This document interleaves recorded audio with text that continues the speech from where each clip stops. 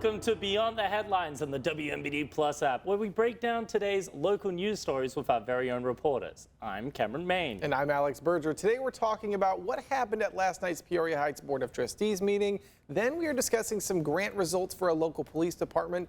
And then we are sharing a heartwarming story of a very helpful doggy. All sounds very exciting, but our first big local story of the day puts our very own Alex Berger in the hot seat. After an intense 3-hour board meeting, the village of Peoria Heights will be sticking to their grocery tax after a board decision Tuesday night. Emergency response will be getting revised as well. Alex, we'll start with the grocery tax. What is new about it? Yeah, absolutely. So obviously, you and I, we've kind of worked in tandem on this. Yes, that's true. I was in the meeting for the 3-hour meetings, and then you get to wake up nice after after not having to go through the 3-hour meeting. He was my eyes on the ground. Yeah, I was the hawk. But let's actually talk about the thing. Yes. So the grocery tax is currently in place. It will be in place until January 1st. Because they went past the October 1st deadline of the vote, it will not be implemented from January 1st until July. And they were planning to have it just recontinue January 1st when they did it in the September meeting. Correct. But because the mayor vetoed it and it went back, now it missed kind of that filing threshold, a bunch of legal Springfield jargon, Department of Revenue. But basically means there's a 6-month period where they don't have a grocery tax in the Peoria Heights. Yeah, absolutely. So the grocery tax, the village ends in a surplus every year of money.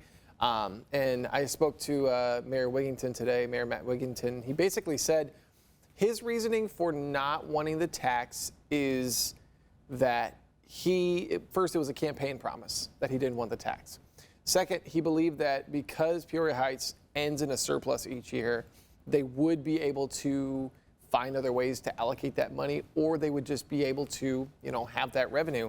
But board members otherwise, it ended in that 4-2 vote.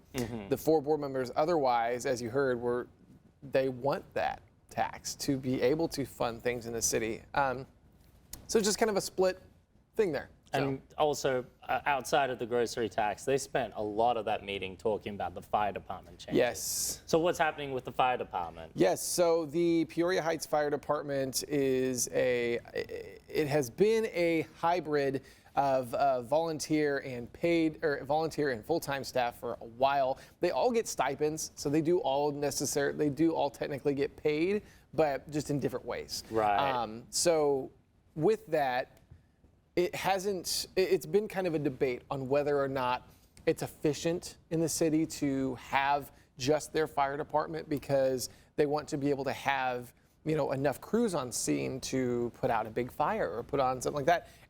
And some people just didn't believe they had enough firepower without using a pun or anything to put out these fires. Or to respond to certain medical events. So they have entered into a contract with the city of Peoria to have the city of Peoria their fire department respond to any house fires or any residential fires, along with any car accidents that result in, needing to extradition. So having to take the person out of the car. Right. I had to think of the word. And beyond that, also cardiac events. And so what did the mayor have to say about this specific proposal? Yeah, absolutely. I mean, he put resident safety first. That was his first and foremost thing that he mentioned. But along with that, I mean, interim fire chief Tony Artis has also been a big advocate of this move specifically to be able to keep residents safe. I mean, both of them just really want resident safety, but there has been a back and forth, but it's finally been implemented that they will have City of Peoria firefighters.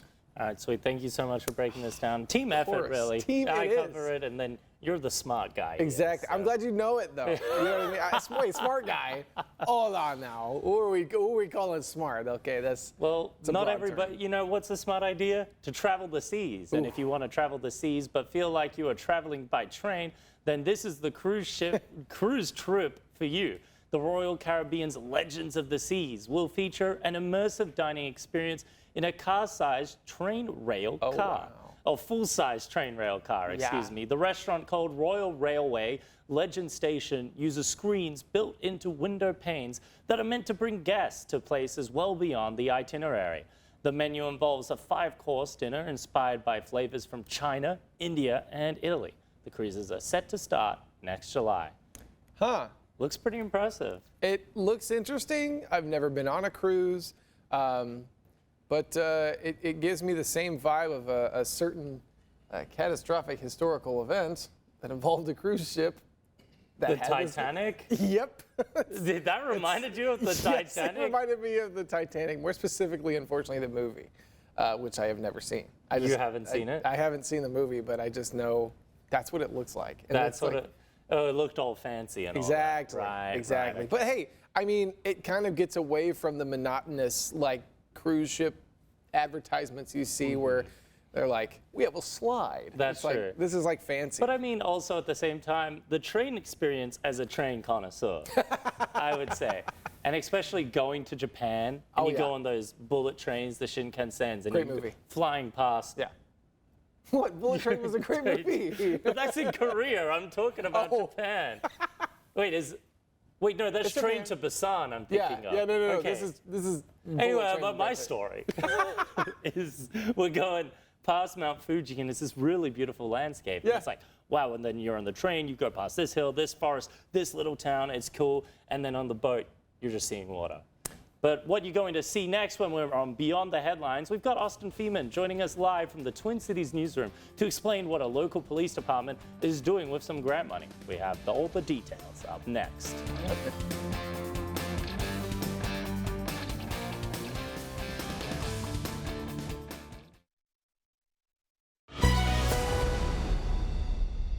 Welcome back. Another big local story of the day. Normal Police Department released the results of their IDOT grant, which allowed increased patrols in Normal. Yeah, WMED's Austin Feeman joins us live from the Twin Cities newsroom to explain what all this means for the town and the department. Austin, what you got?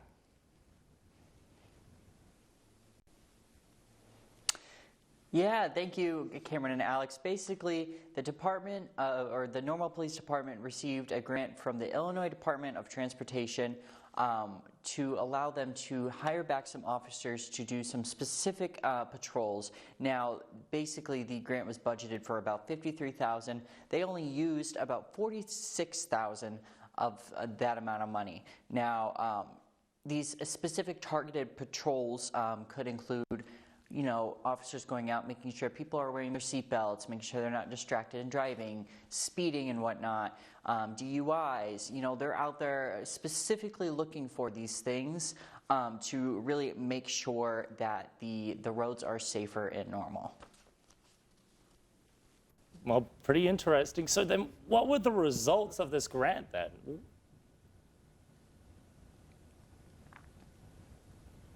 Yeah, so basically, in fiscal year 2025, they increased enforcement around Normal. They continue to have better education on safe driving habits. They continue reduction in dangerous driving behavior. All of those things were kind of some overall results that came out of it. Some specific things that came out of this is that they had a total of 962 total traffic stops. Now, only about 884 of those resulted in a traffic citation. 512 of those, which is basically a little more than half, were speeding citations. About 100 of those were seatbelt citations, 134 were for distracted driving, and 134 other citations. It can include any other traffic citation that someone did. They also had 8 DUI arrests, they had 14 traffic arrests, and 13 criminal arrests. All of these things kind of went into this grant, and this grant made all of this possible because of the increased officers patrolling, specifically looking for these things. Wow, so a lot of safety design stuff, it seems like they're really trying to crack down and make sure, the public's safe. So let's talk about some of their hopes. What are the department's hopes for the grant in the future? Yeah, so in the future, they have already been okayed with the Illinois Department of Transportation to have the grant again for fiscal year 2026. They're hoping that the number of traffic stops and citations will go down, but obviously they don't know that. That may not happen. It may happen, and we don't know. All they're going to do is continue educating the public on safe driving habits and what to do safely on the road, because that's what this program is all about, is educating the public about safe driving habits, wearing your seatbelt, not speeding, not looking at your phone while you're driving. You can wait to respond to that text until you get to where you are. All of this was just about teaching the public what is right and what is wrong, hopefully in hopes to reduce the number of traffic stops and citations. Yeah, definitely trying to stop that texting and driving. Well, thank you, Austin, for breaking that down. Now to a story that serves up some inspiration. Oh boy. It comes from a United Kingdom man who's still smashing expectations long after most have left the court. 88-year-old Colin Bedford has been swinging a badminton racket since he was 11. He doesn't just play, he coaches too, and says the game has a way of turning tough days into better ones. I mean, look at him go. Do you think he plays in the suit? He probably does play in this. He can play in whatever. He's still got pretty good form. Well, Bedford says the sport has been a lifeline, keeping him active, connected, and grounded through even life's hardest moments, including the loss of his wife. And he has zero plans to slow down. His motto: bring it on. Wow. I think Alex has just been broken. Oh, wow. Okay. So, yeah, what a great badminton player. It is an inspiring story. I mean, whenever you see somebody who's got just such a passion for a sport, play until they're that age, I mean, that's impressive. I hope I can be able to move like that when I'm that age. Yeah, so. and even after his wife died, You're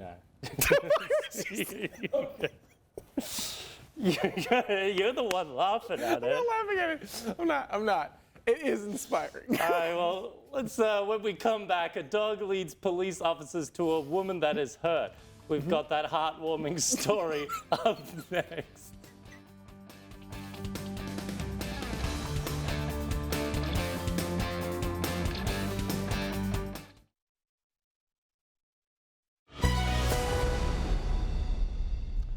Welcome back. Right now, first responders were on the scene in Hennepin earlier today for a fire at an energy company's maintenance building. Yeah, firefighters worked to put out a fire at the company's marquee Energy Hennepin Fire Department, along with several other supporting departments, were called to a former steel mill building sometime before noon.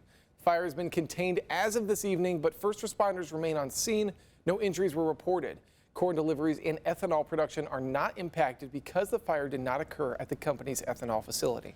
We will continue to update you on this business fire on air and on our website, ciproud.com. And this next story isn't local, but I think it'll make us all happy and appreciate our canine friends. Dogs really are a man's best friend. They sure are, Cameron. Well, a dog in Florida caught on camera guiding police to a person that needed serious help. Christian Benavidez shares the story. Take a look. She never takes more than 10 or 15 minutes. It's almost an hour now. It's over an hour now. A distraught husband called the sheriff's department in Okaloosa County to find his 86-year-old wife who was missing after taking the dog for a walk. Deputy Devin Miller gets in her car to search. Where's the dog? Hi! Hey, where's your mama? And the dog leads her straight to the woman who had fallen on the sidewalk and couldn't get up. Hey, ma'am, can you tell me what happened? Oh, can you tell me what happened? Are you okay? He wouldn't leave. He kept coming back to me. He ran up to my car and I said, bring me to your mommy, and he ran back here. He come up to your car. Good boy. Oh, sweetheart. Good boy. Very good boy. I'm not even his owner. I'm his grandmother. Oh, you're such a good boy. You're so good. Oh, you're a good boy. Grandma loves you. Good boy, Eeyore. The woman is recovering thanks to her four-legged hero. Christian Benavides, CBS News. And a good boy Eeyore That is. was adorable. Wow. Well, from dog to moose, Colorado Parks and Wildlife officers responded to a trapped bull moose in a canal. Oh. Arrived on scene and had strapped the moose's antlers to a fence to keep its head above water. CPW officers sedated the moose with a tranquilizer so that they could work on freeing the animal. Once it was asleep, officers used a crane to lift the moose out of the water. The moose was in the good body condition with a blade hoof. Yep. That's a pretty impressive. The music is Look at crazy. how fast it's. Look at the fast Oh motion. my gosh. Ooh. I wish I could move that fast. Okay, but actually, moose are like way bigger than I thought they were because like they did like a size comparison of it to like a full-size SUV or a Really? car. They are enormous. How big compared to me? Still exponentially bigger. Really? Okay. I think standing now. Not an animal expert. Don't quote me on that. I think they're like 8 feet tall. Oh, really? I could be wrong. Yeah, I'm hold pretty on. sure they're- Let's get a fact check from our producer. Okay. Moose height is. What does Google say? Give her a second. Okay. She's got it. Let's hear it. Coming in What from do we our got? producer. We got. Huh? It's quite difficult to look up the height of a moose. 7 feet at the oven? Okay. At the oven? What? 7 feet at the bridge? Average.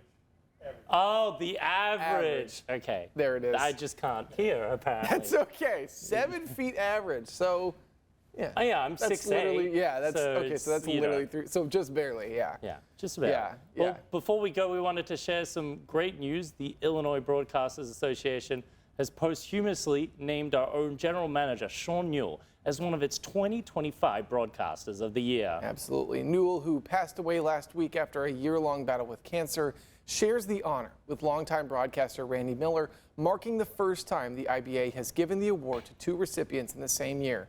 Known for his community, leadership, and dedication to public service, Sean leaves with us a legacy of journalism and service. The IBA will recognize both honorees during its annual conference, October 27th in Springfield. Absolutely. Well, thank you for joining us for today's Beyond the Headlines. You can find all these stories and more over on our website, ciproud.com.